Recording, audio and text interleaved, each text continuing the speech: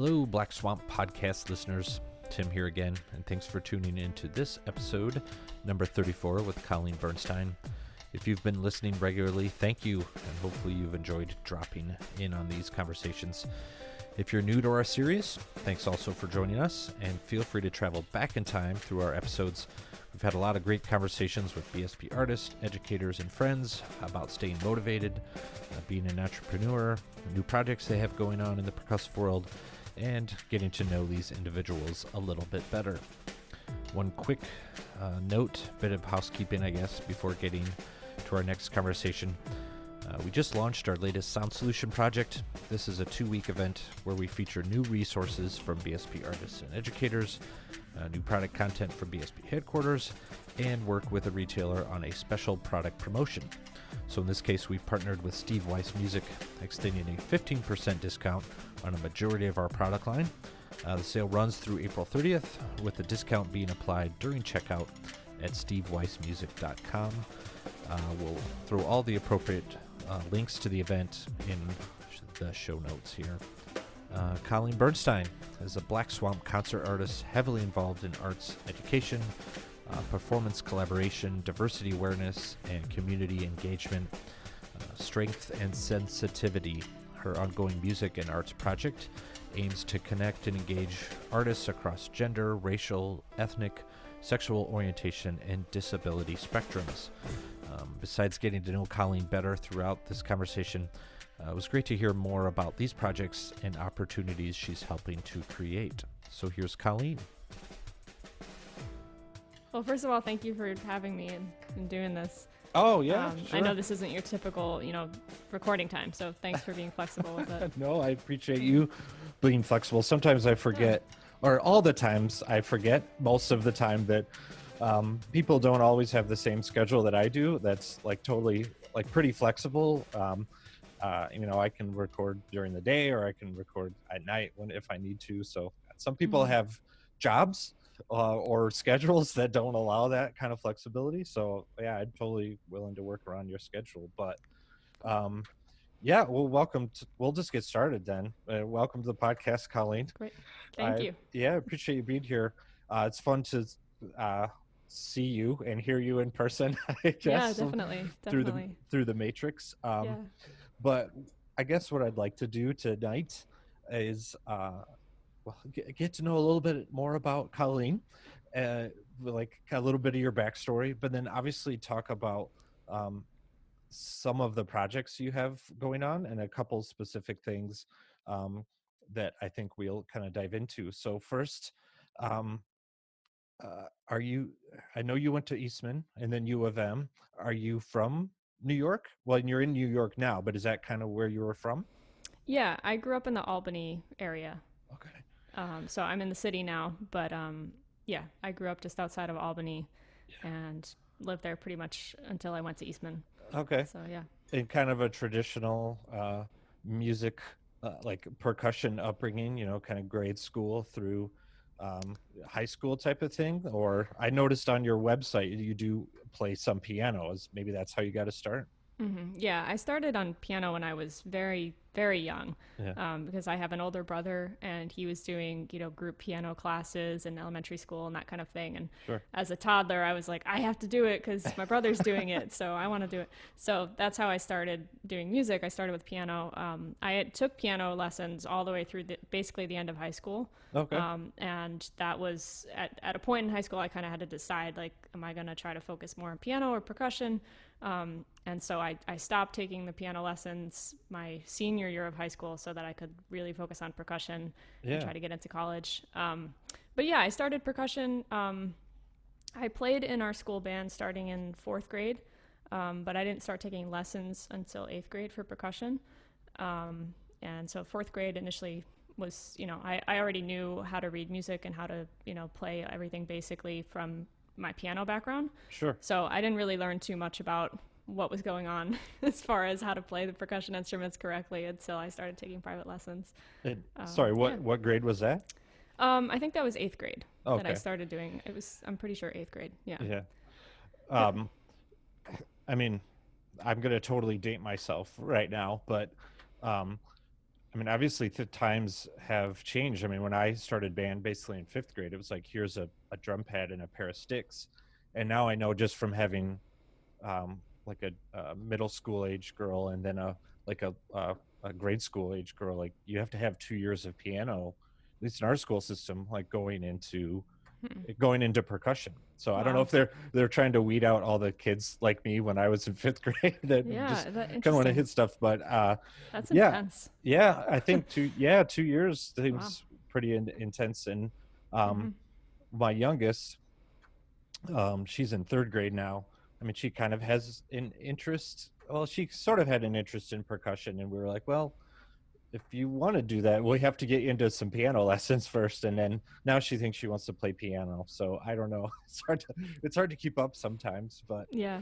so there was a little bit of a transition, obviously going from piano to percussion, and um, uh, like, do you kind of remember what that looked like or felt like, or it's too long ago? Um, oh, that's an interesting thing to think about. I mean, I I just have never really thought about that. I Yeah, really really loved playing piano, especially in that age, that elementary, middle school, and high yeah, school. It was really an important part of my life. And so joining percussion was sort of like, well, I wanted to be in school band because I love music. You can't play piano in school band, so yeah, I had to pick a different instrument. And again, it was kind of a social thing. I had a bunch of friends who wanted to do drums, so yeah, I said that sounds cool, you know. yeah, And I got like a starter drum kit at some point that I was very bad at, but I would mess around and I would play along with, yeah. like Phil Collins and things that my parents like to listen to, Billy Yeah, Joel and stuff like that. yeah, awesome. Um, and so that was fun because I was really doing a lot of classical music, very kind of typical piano education. Yeah, So, it was fun to start just by experimenting with non-classical music, through the drums and things like that. yeah. Yeah. Were you unfortunately kind of delegated to a lot to mallet parts and stuff because you had that experience, or it was like Yep. default Colleen, here's mallet parts? Yeah, so Yeah, well, again, because I already knew how to read music, and so yeah, that put me in a different level than a lot of the students who were really just starting out. And so it was, I think, a combination of that, and also a little bit of that kind of bias that I think happens a lot, where yeah, the girl percussionists, especially at the younger level, get put yeah. on the mallet instruments, and I think it was some sort of blend of the two things, probably. Yeah, I was talking to Elizabeth De La Mater, well, a couple of episodes ago, but also just in passing, and I mean, that was definitely her experience, kind of growing up, Hmm. like literally band director telling her, no, you're gonna play the mallet parts, and we're gonna give the boys these snare drum parts or whatever. So, did it when I don't know, we're already jumping ahead here, but did that mold kind of break in high school, or what did it take till kind of college era till you kind of could Yeah, move past that? I think in high school, I was really lucky in high school. I was part of the Empire State Youth Orchestra Oh, program, sure. which is a regional youth orchestra and also has percussion ensembles as kind of part of it. There's jazz ensembles, there's a wind ensemble. It's like a whole big organization. And so I got involved with that right when I started taking lessons. I started taking lessons from the people who conducted the percussion ensemble. And so that was really, really great. My high school, actually, I went to a really small high school, and we actually Hmm. didn't have a music program at all. Oh, So I didn't have music like in my high school, my regular high school day. So all of my music education in high school was through this youth orchestra program and through yeah. private lessons. So it was a really, really, obviously really important thing for me since I Right. ended up going into music. But the level of playing was really high, and there's been a number of people who've gone through that program with those teachers and gone on to study music and are now professionals in the field. So Right. that was definitely really just a lucky thing that I was able to have access to that and live in the area where that program exists. So Yeah. yeah. Very cool. Is that a program that your friends were involved also? Like when you kind of mentioned like there was a bit of a social aspect to it, like, or was that sort of after you got into playing percussion? Well, yeah, that ended up being like a different cohort of friends, but those people Yeah. that I played in the percussion ensemble with was the same kids who were percussion ensemble, and then some of us were in the orchestra as well. And those rehearsals were the same day. So it was like Tuesday afternoons after school. I would go and do percussion ensemble from like 4 to 6 o'clock. Yeah. And then we'd have to go to a different location to rehearse with the orchestra, which was like a 7 to 10 kind of thing. So I spent a lot of time once a week with these students, and we were all from different schools because, again, it was regional. So they ended up being, some of my closest friends in high school. But yeah, I mean, and that's what I liked about percussion when I was deciding between percussion and piano. Right. I liked the kind of team player aspect. I liked the idea that I would be working with a lot of people as opposed to studying piano, which seemed a little more solitary to me. Right. Like there'd be more time just working alone in a practice room. So, yeah, that was definitely one question I wanted to ask, like, before I ask it, which you've already partially answered, I do want to go back. Like you mentioned, kind of getting a starter drum set. Do you remember what that was? Just out of curiosity. You mean like the brand? Yeah, just. I think it was like a CB drums thing, Okay. actually, which is my initials. That's too. So oh yeah, it very was cool. like it was fitting. pretty cool that on the kick drum it said CB. It was like It was like personalized. Yeah, right. that's It was awesome. like, oh, it's my own rock band. Yeah.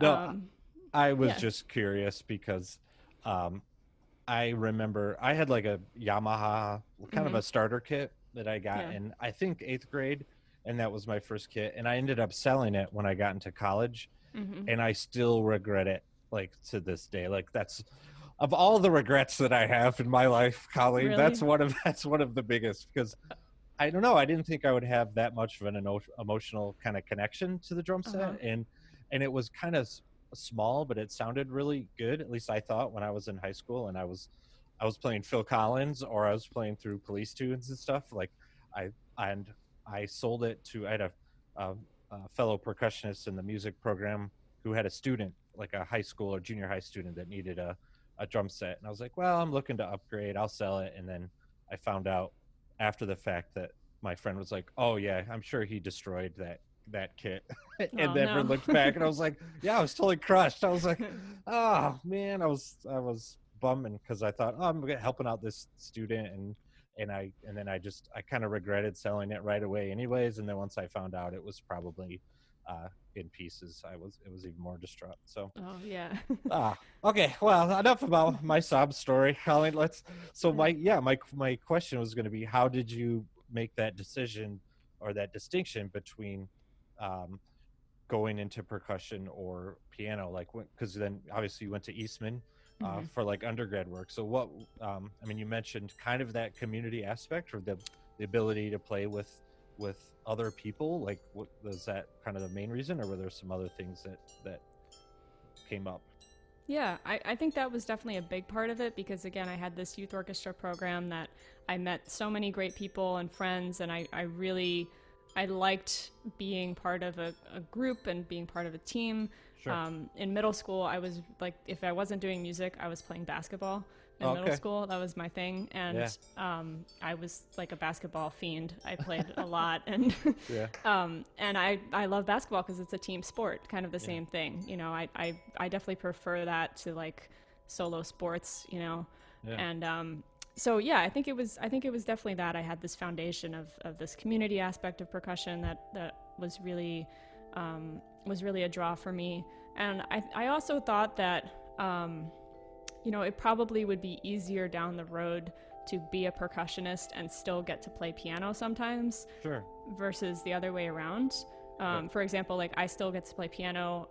Sometimes I sub at churches, like playing music at the churches, or I teach piano lessons. There's lots of things that I can still do with piano. That if it was the other way around, I wouldn't have all the access to all this percussion stuff that I learned and gathered over the years studying. So it's kind of a way to still do both to an extent. And then I guess the last piece of the decision was that I really like contemporary music. And, again, with piano, it's not that I never played modern music, but a lot of it was classical, and there was a lot of Bach and things like that, which, now I love Bach, but when I played piano, I really didn't like Bach that much. Yeah. I like playing it now, but... So do you feel more at home playing percussion now than you do piano? Like if you were to play Bach, you'd prefer to play it on a mallet instrument versus a piano, which I guess technically is a percussion instrument. Isn't that Yeah, right? I think I don't know. I mean, I think when I was in middle school and learning Bach, compared to playing Debussy or Chopin or something, Bach just felt like it was really kind of, dry compared to the, you know what I mean? Yeah, Like sure. it didn't, and it was, I had a wonderful piano teacher, but a lot of the time that Bach was sort of presented as like, this is what we're doing to make sure we play all of the fingerings correctly. And it was so much more technical than Yeah. musical, the way that we talked about it versus the way that we talked about some of the other music that I liked playing, the more romantic style stuff. Mm-hmm. So I think it was just like my perspective at that time made me not really appreciate the musical depth that of course there is in all Yeah. Bach's music. And then by the time we get to college and everybody talks about Bach for the musicality, Yeah. when it comes to percussion, it's all about being lyrical and expressive. It's like, oh, this is the same guy, this Right. totally different way of teaching it, which Yeah. I think is really interesting. So Yeah. Cool. I mean, I was just using Bach as an example, I guess, yeah, but yeah. that's a interesting comparison. I'd never really, I guess I would never knew there was maybe like well, of course I knew Bach was like technical, but Hmm. from another instrument standpoint, like you're using that sort of as an instructional tool. It's like playing Yellow After the Rain or something like not, I mean, but much more Maybe, intense than yeah, that, but like the yeah. idea of like kind of getting some technique down and um getting some experience, I guess, in that sense. But Yeah, I think it uh, was also again like I was younger, and I think maybe just maturity wise, I didn't yeah, totally get it the same way that I do now, or it doesn't connect with me the same way yeah, back then that I connect with Bach now. So sure.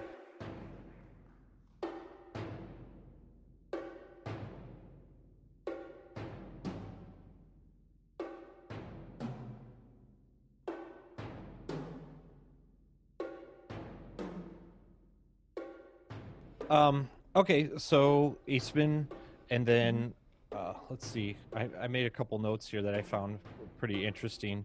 Um, so while you were at Eastman, obviously you Mhm. got performance and then also an ed degree, I think, Yep. um, and then an arts leadership certificate. Mhm. So I was like super curious, like what that involves and how that's connected to music or not connected to music. Yeah, the arts leadership program at Eastman is really great. It's kind of an entrepreneurship program, and so Eastman does like certificates. There's different kinds of certificates you can get. Sure. That's one of them, and they do that in place of minors. Like it's basically like a minor. You have to get a certain number of credits and fulfill a certain number of requirements Hmm. to get it, which is basically the same thing as a minor. Um, and it's all, like I said, entrepreneurship focused. So there were classes on project development. There were classes on marketing yourself. Some recording classes that I never got to take. There's Yeah. a whole variety of different kinds of courses that you could take outside of your typical performance or education curriculum. So that was definitely a great part of my Eastman experience. It definitely Yeah. helped me with some of the projects I was doing at the time, and things that I've done since then. It helped me kind of get that foundation. Yeah, I mean that's again one of my like first questions about that Hmm. is how, and I think in a few minutes we'll be talking about some of these projects, but like you definitely see a connection between the opportunities you had in Eastman and the work that you're doing now, Hmm. obviously. Oh yeah, definitely. Yeah. Yeah. Um, and let's see. And then you off to University of Michigan and performance, and then chamber music, like two separate masters, or were these combined somehow? Yeah, it's actually two separate degrees, but it's not too much to add the chamber music degree onto a performance degree. Sure. You have to do a chamber music recital, so it's like a second degree recital, and that's the biggest requirement. Then you also have to just take more chamber music classes each semester, but Right. I honestly would have done that anyway, since I like to do that stuff. Yeah. So it made total sense to just have another recital and then Yeah. get this extra degree. So yeah. Um, so one question I thought of earlier too is when we were talking about kind of your transition to playing percussion over piano, and that community aspect. Do you think, I mean, do you prefer playing chamber music over like solo literature then overall? Like you prefer playing with a group of people? That's a tough one. I really do like playing chamber music. I really do like playing with other people. Right. I think that's, it's something that I really enjoy. I think that one of my strengths is being able to blend with other people and, listen and kind of fit into an ensemble. So, Sure. yeah, and I've had a lot of experience doing that. I was lucky to get a lot of experience doing that at Eastman Yeah. and then at Michigan as well. So I definitely really like that. Playing solo is fun. It's a totally different experience though. Yeah. And I did a lot of solo playing like right before the shutdown last Okay. year. So I got to kind of experience doing that for a period of time versus playing chamber music. And it's hard to compare them because they are really, really different. Yeah. Yeah. I didn't have the nerves to play solo stuff. Yeah. Yeah. I mean, I enjoyed it. I think mostly for that reason. Like I did graduate work at the University of Akron, and Mhm. I like just enjoyed playing with like my friends there over putting together a solo recital and kind of Mhm. stressing out about it and stuff. So I think that was more just my internal kind of nerves and in dealing with that type of like performance. So um so I guess so then what brought you to New York City then?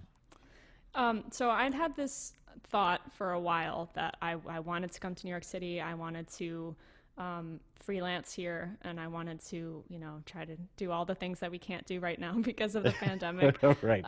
But I had this thought for a while. So I decided to do my master's pretty much right after my undergrad because I got that education degree. And in New York, you have to get a master's in a related field within 5 years in order to keep your certification. Sure. So it was like, okay, well, this makes sense. I'm in school mode. I'm going to go do my master's and have that done.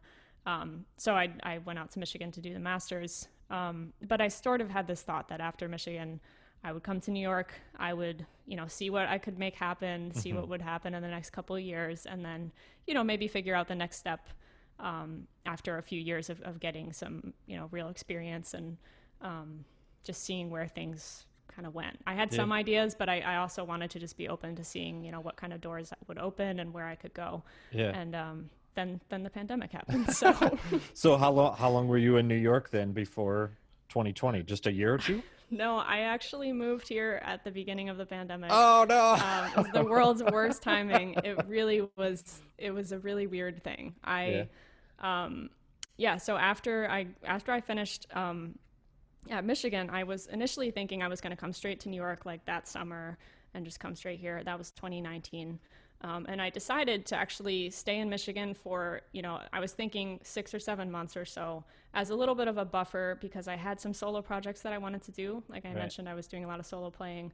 I had some travel related projects that I wanted to do. And I figured if I stayed in Michigan and kind of used that as a base, I already had some freelancing stuff going on with regional orchestras there. Mm-hmm.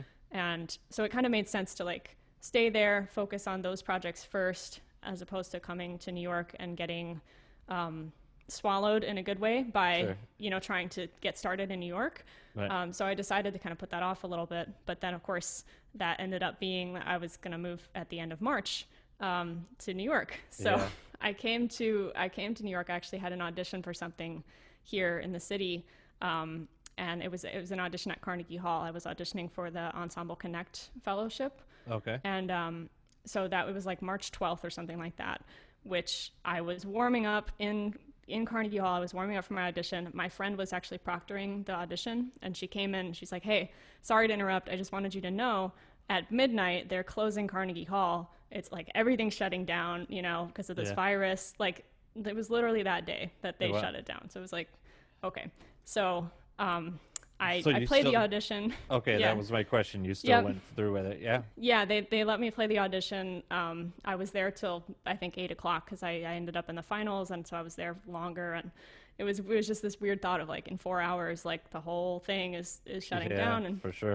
2 days after that is when I found my apartment here, and I went and looked because most things weren't shut down yet at that day. So I was still, it was still like everyone was like, "Oh, what's going on with this virus? This seems pretty crazy. Yeah. But, it was still like a week before everything really started hitting here. And so, I did my apartment hunting, found my apartment before I had to go back to Michigan. And, I flew back to Michigan and then it was lockdown. Oh, And geez. so, but I had, I had just, signed my lease and given my security deposit. It was like, I'm moving, and Yeah. my lease was ending in Michigan. So it was one of those situations where, I kind of had to go. Yeah, And, for sure. yeah. So So I you had a were couple able weeks to, in Michigan and you then, you were able to travel though and move into your new place, like during the lockdown, like, yeah. and So then not leave your apartment for probably like 6 weeks or more. yeah, it was really, really crazy. I mean, going back to Michigan, packing up everything. And then, I delayed coming to New York a little bit. I stayed with my parents for a couple weeks, right at the beginning of April, like right around this time when Sure. last year when everything was the absolute worst. But I still basically came here right in the middle of all of that. Yeah. And yeah, I just moved here and I had a couple gigs lined up here that, were of course, disappeared. And Yeah.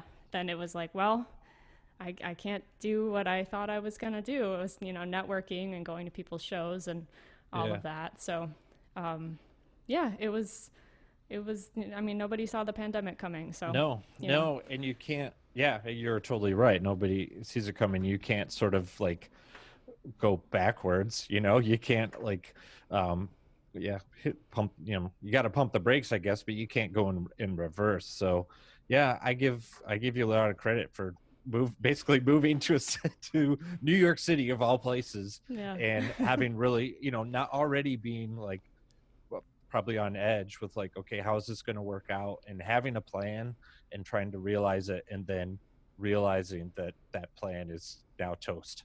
like Yeah, I mean, like I definitely was in the same boat as, most of the musicians I know where yeah, sure. it was really sad to just watch everything kind of wash out and, Yeah. all the things that were planned, there weren't that many, but there were enough that, each time one of them got canceled, it was like, just another kind of blow. And Yeah. it really, yeah, it was hard initially to figure out, well, what am I going to do? But Yeah.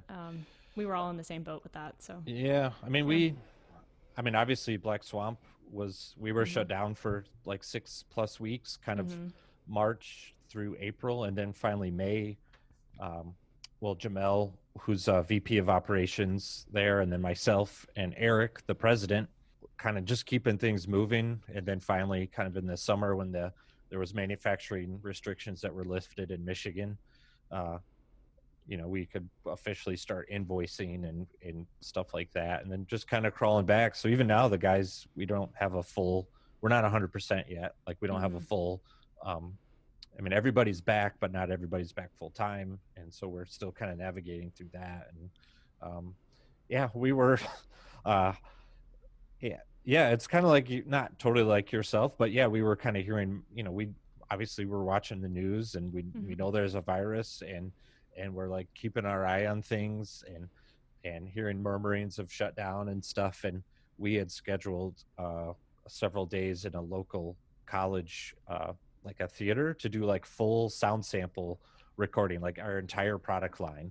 Oh, wow. And it was just, the school had just closed, and I connected with my contacts there and was like, are we still good to come in? And they were like, yeah, no problem. And then we were there for a couple hours, and the music secretary figured out what was going on, and she was like the only other one in the building, and called security and had us kicked out. So we had to pack up all of our stuff and leave. Man. Yeah. So we were, and then, yeah, a couple days later, like that, I think a week later, less than a week later, it was like March 23rd shut down. So Where you are girded with strength, your arms firm, once broken.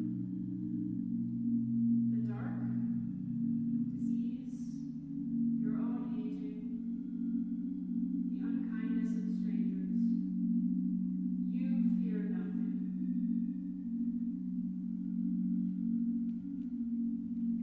It is dignified but understated. And I love that you early on you said the word community, because that was like one of the things that I wrote down in my notes, like uh, community and engagement, because I think several of the projects that you have going on are based on um, engaging with community. So I'm not sure where you want to start. I had strength and sensitivity written down at the top of my list. So let's just start there. I mean, I'll literally just read from your website here, and then you can expand on all of this, or maybe tell me Sure, where I'm yeah. wrong. But so, as Strength and Sensitivity is a touring multimedia performance project and collaborative platform that blends percussion music, poetry, and audience interaction, which I think is super cool, to catalyze dialogue about gender equality and empathy. So. It's from your website, so Yeah. it can't too much, but it can't be wrong. But Yeah, basically, yeah. I think the audience interaction is super cool. I had again, a recent conversation with Melanie Vojtovich about one of her projects, and seemed really similar. It was with like choreography, visual artists, and then audience interaction was encouraged, I guess. So, yeah, I guess I just want to learn more about this project, like how you developed it or how it kind of came to be, and then what it looks like going forward, I guess. Yeah. Yeah. Well, thanks for reading it off my website there. I'm like, oh, I wrote that a while ago, but it still sounds right. It makes sense. Yeah, great. Yeah. So strength and sensitivity is something that I kind of started when I was in grad school at Michigan, and it was initially, honestly, just supposed to be one concert with the name Strength and Sensitivity. That was going to be the name of the concert, and that was going to be it. Sure. But after that first concert, I got a lot of feedback, and people were encouraging me to kind of expand the idea a little bit. So it ended up growing into this project that I've been developing, and it's still changing. I actually really like that. I don't actually have a great, like really clear-cut definition of exactly what it is. It's not one show that tours. It's kind of an idea that allows me to collaborate with other people, and depending on which community I'm working with, as you mentioned, communities, I think it's really important, especially with any project or show that's focused on a social justice issue like gender equality or anything else. I think it's really important to be really focused on the community that you're working with. So that's the reason that I leave that flexibility. But at this point, the project kind of has three branches to it, I guess. There's the concerts, just putting on concerts that relate to this theme. There's commissions. I've been able to, work with composers and generate some new music that addresses themes around the idea of gender equality. And then the last thing is the collaborations. It's really given me an opportunity to work with, musicians from non-contemporary music or non-classical genres, like rap artists or, singer-songwriters, things like that, as well as non-musicians, as well as writers and even visual artists a little bit. So it's given me an opportunity to connect with people that I maybe wouldn't connect with otherwise. And that's something that's really exciting to me. So Yeah. So as you're trying to catalyze some dialogue, I guess, like what was there something that was a catalyst for you to start this at U of M, to like kind of begin the process? And what I would consider it is an ongoing project, really. Like it's kind of an umbrella for a lot of the work that you might be doing in the future, like now and in the future. Yeah, I think that the starting point for me was, some of my personal experiences, just being a woman identifying person in a field that, percussion or music in general is very kind of male dominant. Sure. So, some of my experiences just kind of living in that world, as well as, observation of my peers and colleagues and, other people in the fields. So that experience, observation, and combining that with, a really basic level of research, just looking at representation, who has the jobs, who has the power in our field, especially within percussion, like, who's in those top orchestras or who's in those top chamber groups, or who plays in the Broadway pits, or, whatever it is. I mean, that's really basic research that you can just kind of poke around online, and you can find personnel lists for, most of these organizations. And so I started kind of looking into that stuff, out of my own interest. And then I sort of made it into a project for one of my classes at Michigan. It wasn't really it didn't quite fit what the project was supposed to be about, but I like wanted to do it, so I kind of just did it. Yeah. And so those kinds of like basic research and all of that, it led me to much deeper and more focused research, and I started doing a lot more reading of different texts about gender equality and about intersectionality and things like that. And that's why it's an ever changing thing, because I'm still learning, and I will continue to be learning about these issues forever. I'm never going to be an expert or know everything about it. So so it's kind of, the project has kind of grown with me, I think, in that way, even though it has kind of the same ideas at the roots, which is really just, again, to inspire like conversation, inspire people to think about these issues in a different way, maybe spark something that they haven't thought of before, or share a perspective that they might have been unaware of, or something like that. It's really not about me trying to push any sort of specific personal agenda or anything. Like, it's not about that. It's partially like some self growth. Is that what you're kind of saying? Like, I think, I definitely grow every time I do one of these projects. I definitely do grow. But I think that, in order for anything to change, and I think there's a lot of things that, it's systemic issues that I would like to see change. I think in order for any of that to happen, it's really important for people to, talk, and for people to listen. Yeah. Those two things are really important. So when I designed this first concert at Michigan, that was my goal. It was sort of like, hey, let's kind of address these issues in a musical way, instead of just sitting down and sitting in a circle and trying to kind of talk it out in a less comfortable way. Let's do something that we're sort of meeting in the middle. We're playing music, but we're exploring these topics in an intentional manner, and maybe that will help us connect with one another on a deeper level. Did you, just out of curiosity, did you ever like meet any resistance or pushback when you were starting to put you don't have to spill the tea too much or give any gory details, but I think that's kind of part of the process. Conversations I've had about trying to affect some change or be part of something, which I think is a great idea, to make it inside of your circle, sort of, or because that's what I've kind of being in a similar situation, where like wanting to see change or be part of some change, and like doing it kind of starting where I am, starting in where I can immediately have some effect within either my family or my occupation or my job, or the relationships that I immediately have. Like, did you kind of get some pushback or resistance when you were starting this?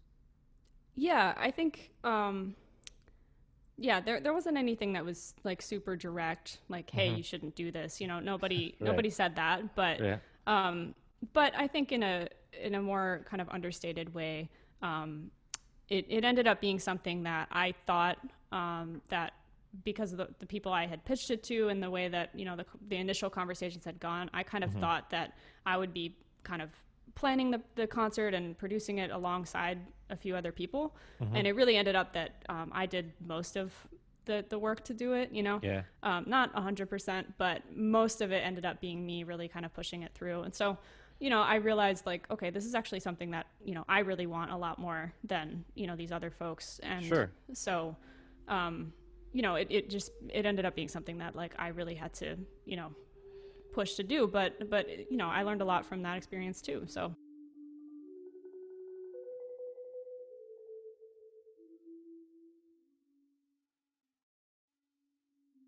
today's episode is brought to you by PrimePhonic, the streaming service designed for classical music. PrimePhonic is here to save classical music for the streaming era. The app features high-res audio, radio on demand, curated playlists, and podcasts with famous artists.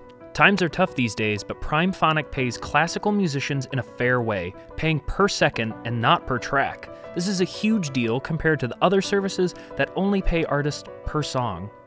The app features a massive catalog featuring some of our favorites here at the shop, like John Cage, Steve Reich, Evelyn Glennie, and Ivan Trevino.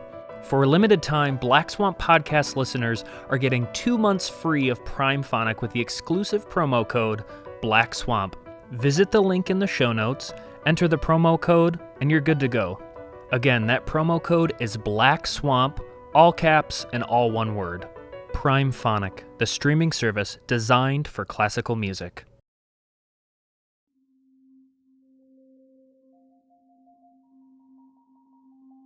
So you said a word a few minutes ago called intersectionality, which is a word I've kind of thought about the last year plus, and I guess connect it myself with obviously social issues, politics, my faith, and all, being a male, white male. Like, is that kind of how you interpret it too? Like in your music, like how all these kind of different areas intersect, literally? Yeah. So intersectionality is a term that was coined by Kimberly Crenshaw, who was a lawyer. And when she first used the term, she was basically referring to just talking about, like, if you're talking about an issue of something that's happening to a white woman and something that's happening to a black woman, their experiences are not going to be the same. Yeah. Because though they may be the same, they may have the same gender identity, there are other factors of their identity that affect the way that, they walk through the world, and that other people interact with them. It affects the way that others interact with them. So that's sort of like the most basic definition of it, is just saying that we all have many different facets to ourselves, many different things that we identify with, and you can't really separate them from each other. So my experience is going to be always a complete package of every identity that I have. It affects, it affects my perception of everything in the world, and it affects how people perceive me. And it won't be the same as somebody else's. Yeah. So it's really important when you're thinking about gender equality in this case, to realize that, that yes, issues of, gender inequality or sexism affect, women across the board, but they don't affect me as a white woman the same as they do a Black, Indigenous person of color. Right. It's not the same experience. And so it's really important to recognize that and not try to lump everybody's experiences into the same thing. So that's one thing that I've from the start of Strength and Sensitivity, I've really wanted to make sure that I pay attention to that in my planning and people I collaborate with, and thinking about whose stories are getting told on the shows or in the commissions that I'm doing, and I think it's really important. So that's how it's kind of manifesting itself, is the people that you obviously choose to collaborate with or to work with, or does it go sometimes deeper than that, like even sort of outside musical, like where you plan events or who is helping to coordinate events or different aspects of the production, I guess you could say? Yeah, I mean, definitely. It started on that level of thinking about the representation of, whose music we were playing. Initially, the first concert was the idea of strength and sensitivity to me was that those are two words that are usually associated with like polar opposites of the gender spectrum, sure. And so my initial idea was to kind of put on a concert that flipped that idea on its head and just, got everybody thinking like, oh, people who identify as women can write really powerful, loud, in your face music, and people who identify as men can write really beautiful, intimate music. And that was kind of the initial, No, I'm glad you basically. Yeah. I'm glad you mentioned that, because that I kind of glossed over that, like in my notes, like where strength and sensitivity, like those two words are seem opposite. So if that was obviously intentional in your programming and in the project concept, that's cool. It was. I mean, that's a really kind of basic breakdown of, but that's basically what I was thinking initially, because I didn't think too hard about when I was going to name it. It was just a concert, and I said, this is something that I think these are two opposites, like you said, and so initially it was more focused on the representation of the composers we were playing, and but ever since that first concert, I've been thinking about who I'm sharing the stage with, or if I'm commissioning somebody, who I'm commissioning, and then even deeper than that, thinking about like the stories or the poetry that's behind some of the pieces. One of the things that I really enjoy about this project is it's given me a way to kind of combine music and spoken word, or music and poetry. And so I try to, not every piece has, some sort of text with it, but a lot of the pieces on the show do, or, I've done collaborations, like I mentioned, with a rapper or with spoken word artists. And so just thinking about like, who's influencing those texts, or who's influencing that style of performance, or, yeah, I'm definitely, and again, it's always evolving. So I'll definitely be continuing to try to make it as inclusive as possible, and, really, always make sure that I'm keeping that as an absolutely essential part of what I'm doing. Yeah. So, yeah. I appreciate it. So what's going on now with strengths and sensitivity? Is there anything happening now, or kind of in the future that we can look forward to? Yeah, I think, I was supposed to do a concert in May of last year with Ivan Trevino in Austin, Texas. We were going to do kind of the first like duo version of a strength and sensitivity show. Yeah. They've all been either really big productions with a large team, or solo projects that I've done.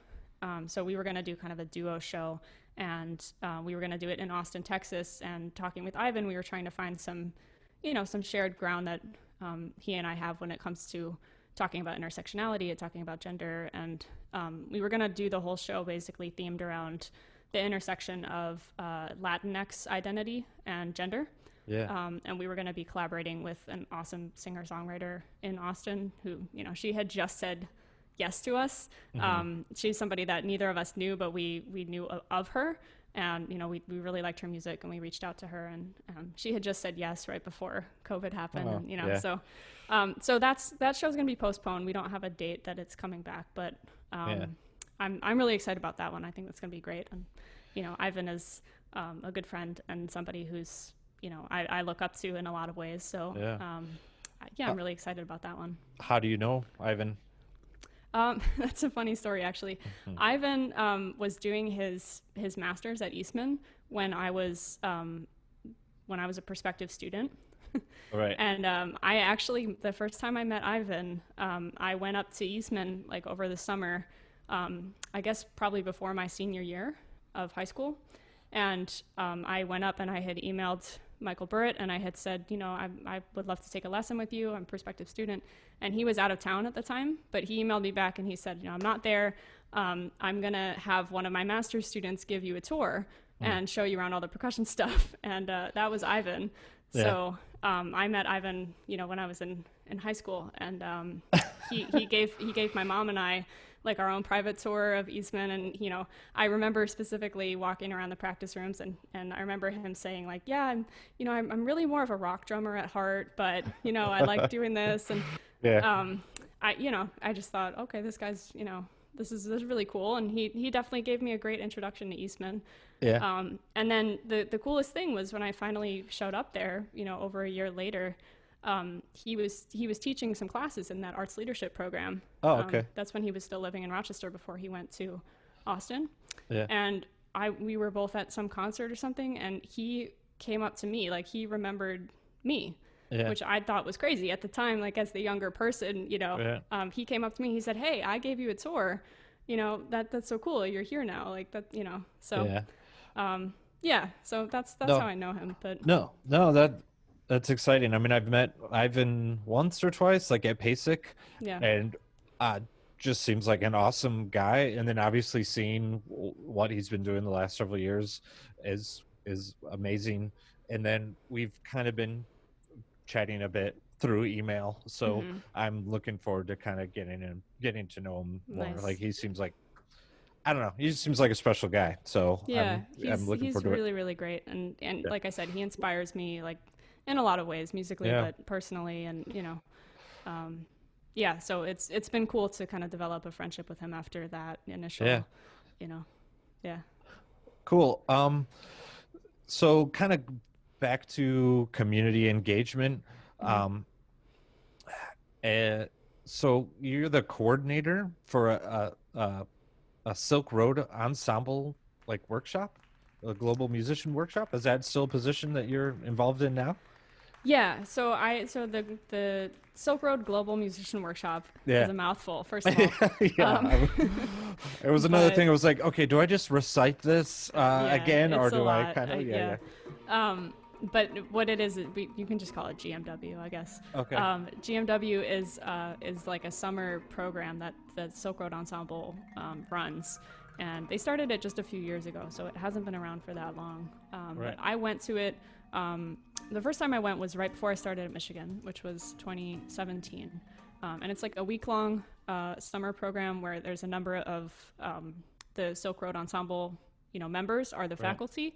And it's what it says, world music. It's people from all over the place who play, all sorts of different styles, different classical traditions other than the Western classical tradition. There's, Chinese classical music, people who play folk music from, pretty much anywhere you could think of. I've gone to it a couple years now. The second year I was there, we had people from, every continent except for Antarctica, Yeah. So it's really, it really is a great opportunity to meet people from different places and, different musical traditions. And it's like a big giant opportunity to just dive into different styles. You can work with the different faculty members who have like their own specialty areas, and they teach you a tune, and they kind of put you in little bands with, musicians from all these random, Right. It's like a random assortment. It's almost like somebody described it once as like Chopped, but, for like world music. Right. It's like, Yeah. like, here's your basket of like classical percussion Right. and like bluegrass and like, whatever. Yeah. And, it's like make something happen. And so then you work with a faculty member and they teach you a tune from whatever their tradition is or their specialty area. Right. And then you perform, and it's really, really an amazing experience. So the first time I went, I just went as a participant, and I fell into this like awesome community of like-minded people, and I made a lot of friends there that, really, again, like inspired me in a lot of ways, and, just felt like these are people who they really want to learn from each other. They, everybody had so much respect for, everyone's background and everyone's perspective. And, that's obviously how it should be all the time. But Right. unfortunately, that's not the case. Right. So this was like a really special thing. And so my second year, I attended as a participant, but I also was kind of on the staff. And I worked on some community engagement projects for them that I basically developed just out of, having been there for the first year and thinking like, oh, it'd be really cool if we did some projects, in the community where we had the festival. When I went there the first time, it's changed since then, but the first time I was there, it was at DePauw University, which is Greencastle, Indiana. Sure. Tiny little, town in Indiana, and Right. it's in the summer, so all the college kids are gone.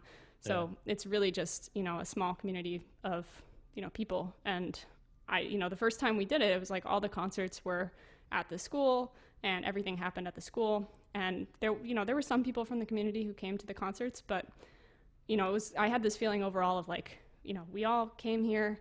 It's like 100-something people that, Right. is here for this program, and we're all kind of in our bubble doing this. But I didn't really know if like a lot of people knew we were there. So that's where the community engagement idea came. And I thought, well, what if we could do some educational events or like open mic nights and stuff like that off of the campus? And so they basically said, that sounds cool. Can you do it? Yeah. And, you have the idea. Yeah.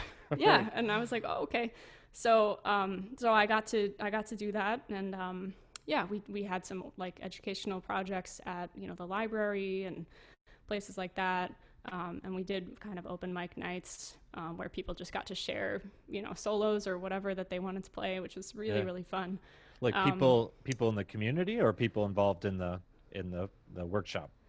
Both, actually. It ended up being like, initially, I think it was just going to be workshop participants, but we were playing off campus, like we played in bars and things like that. But then we had them a couple days, and so the first day we said, okay, we're going to pop up at this place tomorrow. And there was a guy who had been there the first day. He showed up the second day with like his fiddle, and he wanted to play with everybody. And so that was kind of like the perfect, that's I guess the ultimate outcome is like to connect people. And for sure. Yeah, so that's something that I've really enjoyed, kind of just figuring out how to do on the spot. Yeah. But yeah, Well, it's really cool.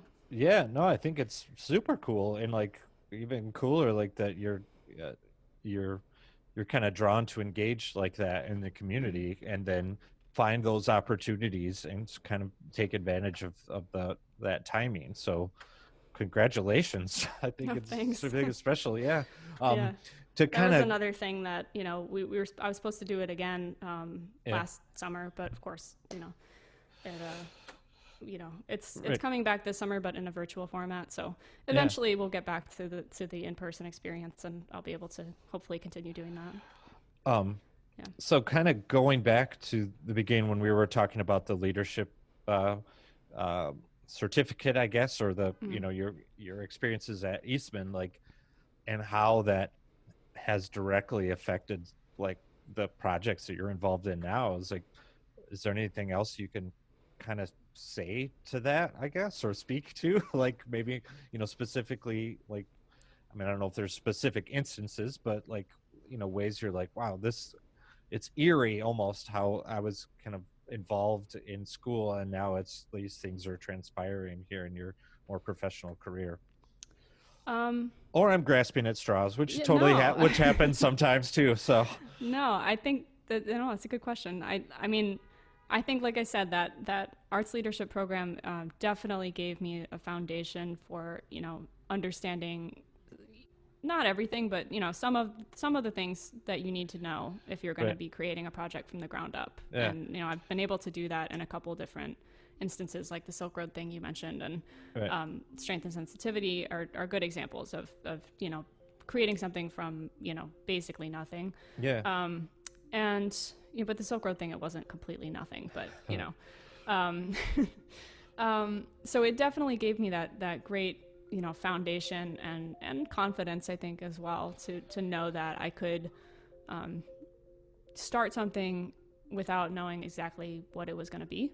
yeah, I think for musicians, that's really challenging, especially for classical musicians. We're used to like hiding in a practice room until something is as good as you can make it, and then right, sharing it with people. yeah, But I think with these kinds of projects, it's really important to just kind of get started and be open to adapting as you go along, and learning as you go along. And so I think that's definitely kind of a lesson I learned from the yeah. arts leadership program, and that's carried through a lot of my projects. No, Yeah. it's cool to hear. And honestly, you could work for Black Swan Percussion right now because it's you're almost like describing like what my last 20 years has been like with Yeah. working for Black Swan Percussion. Because Right. um, yeah, I didn't take any marketing classes. I didn't take any Mm-hmm. business classes. We're all, Eric, the president founder, has two, music degrees. I have two music degrees, Mm-hmm. and pretty much everyone that works for us is a trained musician, and we've kind of figured out how to run and operate a business like up from, just doing it like exactly Yeah. like you're saying, like, and Nathan, who does all of our social media, like curating and posting and all the copy and kind of branding and image stuff like that. Like he and I have these conversations a lot, and especially recently, where it's like sometimes we want to push ourselves and like keep doing better and kind of upping in our marketing game, but at the same time we don't want to get kind of caught in this rut of like not like, almost being scared or not wanting to like release stuff or to do stuff. and Mm-hmm. and I it sounds very familiar, like just kind of have Mm-hmm. hearing you talk through some of that is really some of the same conversations that we have, and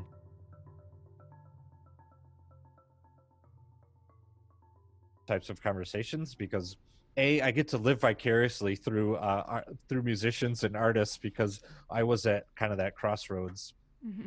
20 years ago, like figuring out, do I have the guts to move to New York City? No, I do not. I'll tell you that right now, Colleen. I did not have the guts. It wasn't even part of my thought process. Yeah.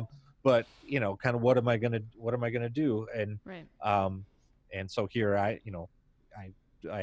had met Eric and kind of worked for him a little bit, going to when I was an undergrad, and he invited me to work full time. And then I had kind of like you, I'm from Michigan. We're in Mm-hmm. Michigan, and I knew there was playing opportunities. I could play with Grand Rapids or Kalamazoo, like kind of pick up, or had some other, but a lot of pan stuff that would be available. So, Mhm. I don't know. What am I talking about? What was the question, Colleen? Can you repeat the question, please? No, there I was mean, you no were question. talking about, projects and Yes, I know. starting Yeah, yeah. somewhere and not knowing where you I might end up. I Yeah. was just I was just shooting my mouth off now. Yeah, no, Uh, I mean, uh, I think that's important though, because I think um, there definitely isn't like one straight path for anything in our sure. industry. So just getting used to that, like, um, not, I mean, and I get stuck in that rut too, like you mentioned, Yeah. like getting stuck and not posting things. Like I definitely am not, it's not like I have this confidence all the time, but Right. but when I do these projects, I realize like, oh, I need to have this mentality more, that it's okay Hmm. to put something out there or get something started, and go from there. It's actually a Yeah. lot harder to do anything if you don't take that first step. I mean, Yeah. that sounds kind of silly, but No, it's not true. It's really hard to develop a project if you don't right. do something tangible with it. So Yeah. yeah, Yeah, my wife's a graphic designer, yeah. and we have similar conversations, like just kind of creative conversations. Like, so from her angle, it's literally trying to get a design, either whether it's a logo or a, Hmm. um, you know, uh, some sort of marketing material for their sales team or whatever. Like, just trying to get it started and get off the ground and get some ideas down, and then kind of going back and looking at what's horrible or what you can make something with, kind of learning from some mistakes, I guess. But Yeah. um yeah, cool. One other thing I wanted to ask you about, sometimes I like to ask this question. You already alluded to it with our conversation about Ivan being Hmm. an inspiration. uh, is there anything else you like to read or watch or listen to or follow that is a kind of a source of continued inspiration or development?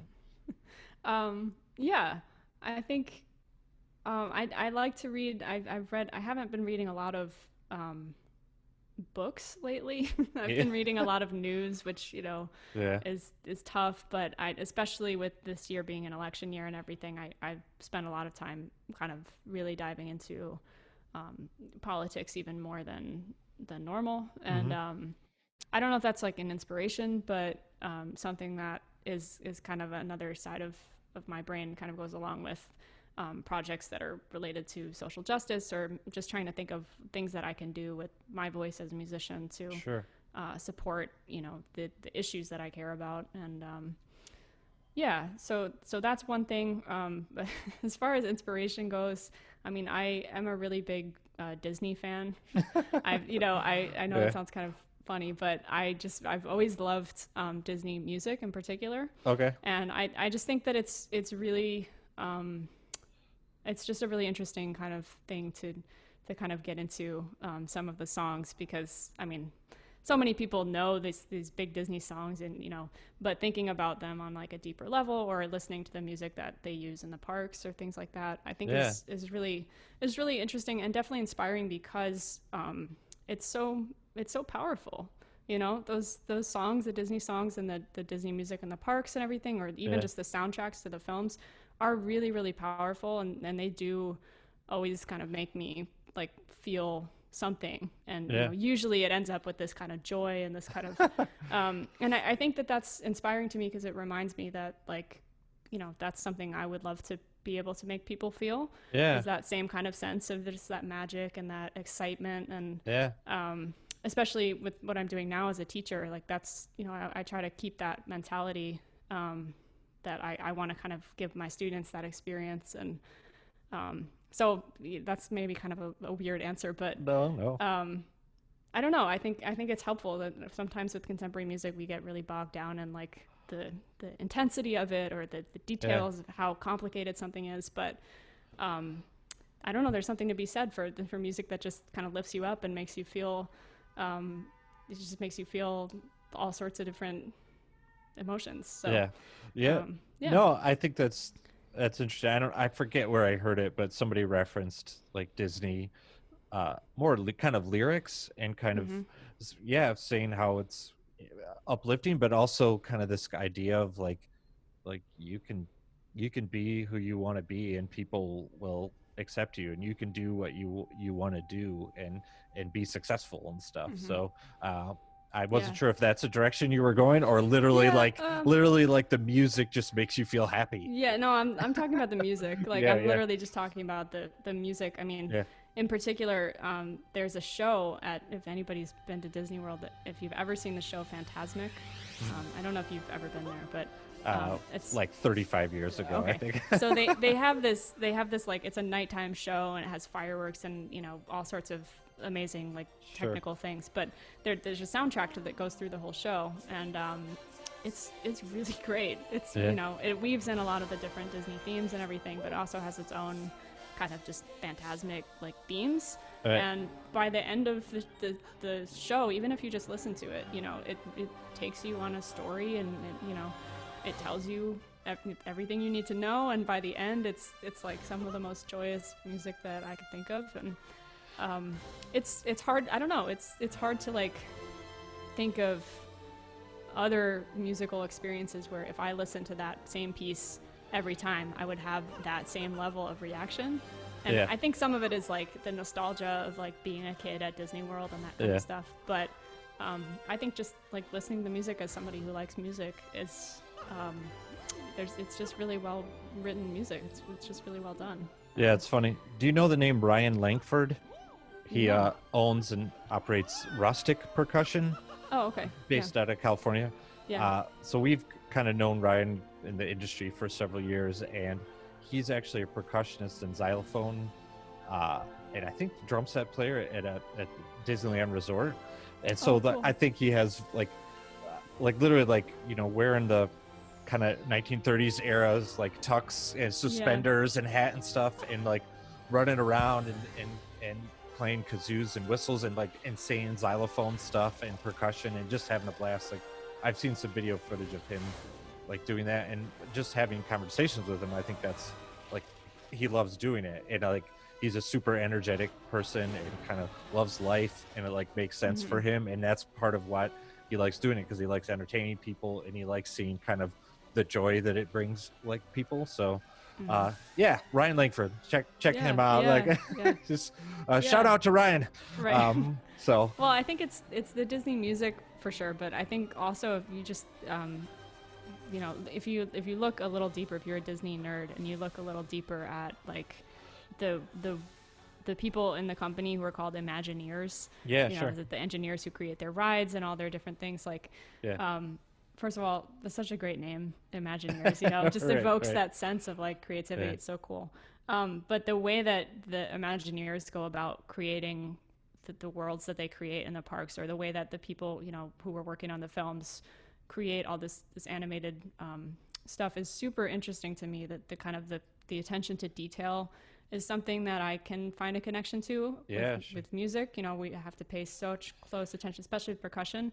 We have Yeah. to pay such close attention to all the detail, and that's something that they do in a really brilliant way. So I don't know. There's a lot of ways that I find that that's something that I can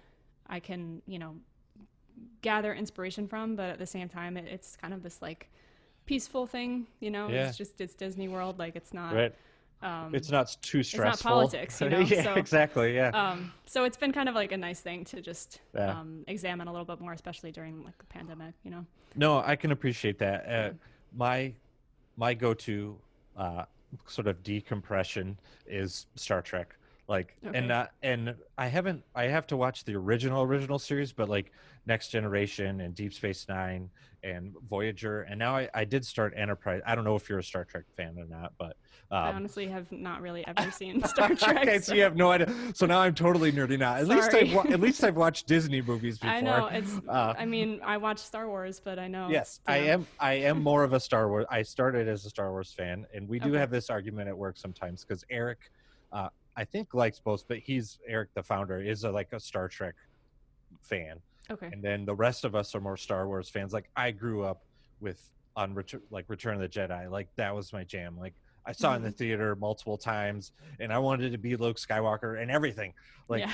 so, yeah, Star Wars like holds a special place in my heart. But like the last couple years, and especially the last year, I've just been binging Star Trek because it's low stress, it's low commitment. Yeah. After kind of like multiple pandemics, like it's interesting. Um, well, never mind. That's a whole nother story to talk about. Yeah. But like, yeah, basically, kind of the last year, and just being able to like sit down at the end of the day and just be like, awesome, like Star Trek, like Right. I could just relax for a bit and then Right. go to bed. So Yeah. Stuff that's just mindless is Yeah. definitely needed, Yeah. especially when there's so much stuff weighing on our minds. So Yep. yeah. Agreed. Okay, well, Colleen, thanks. Like, I learned a lot about you, and which is like my favorite part of doing these conversations. I know I don't think we've had an in-person conversation, so that was so far. So that was totally cool. You're doing awesome things, and it's a pleasure to like help kind of support you in these efforts. So keep up the good work. I appreciate it. Thank you. Thanks for having me, and thanks for all the support. Yeah. Okay. We'll talk to you soon. All right. Thanks, Tim. This has been a BSP production, recorded and produced out of the Black Swan Percussion Facilities in Zeeland, Michigan. Audio and production assistance by Nathan Coles. Intro and outro music by Adam Hopper. Music sprinkled throughout the episode featured performances from Colleen. Visit this episode's show notes for links to specific content and Colleen's activities. Talk soon.